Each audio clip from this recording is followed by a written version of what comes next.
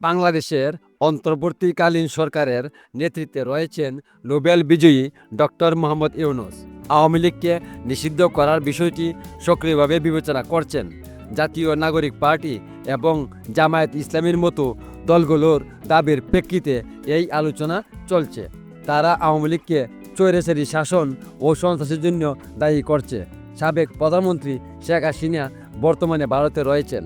তার পরিবারের সদস্যদের বিরুদ্ধে দুর্নীতির অভিযোগে মামলা হয়েছে। ব্রিটিশ এমপি ও হাসিনার ভাগ্নি টিউলি সিদ্দিকির বিরুদ্ধে বাংলাদেশে গ্রেপ্তারি পরোয়ানা জারি হয়েছে, যা রাজনৈতিক উত্তেজনা আরও বাড়িয়েছে। বিএনপি চেয়ারপারসন খালেদা জিয়া 4 মাসের চিকিৎসা শেষে লন্ডন থেকে দেশে ফিরেছেন। তার প্রত্যাবর্তন বিএনপির নেতাকর্মীদের মধ্যে নতুন উদ্দীপনা সৃষ্টি করেছে। বিএনপি ডিসেম্বরের মধ্যে জাতীয় নির্বাচন আয়োজনের দাবি জানিয়েছে, অন্যথায় রাজনৈতিক অস্থিরতার হুমকি দিয়েছে।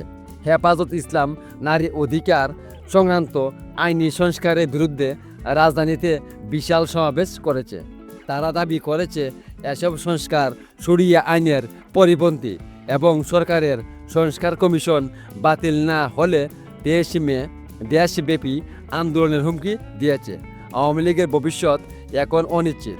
দলটির অনেক নেতা ও কর্মী গ্রেপ্তার হয়েছেন এবং দলটি নিষিদ্ধ হওয়ার সম্ভাবনার মুখে রয়েছে। তবে বিএনপি এবং জামায়াতের মতো বিরোধী দলগুলো আওয়ামী লীগের নির্দোষ সদস্যদের নিজেদের দলে অন্তর্ভুক্ত করতে আগ্রহ প্রকাশ করছে। ভিডিওটি ভালো লাগলে লাইক কমেন্ট করে জানাবেন। ধন্যবাদ।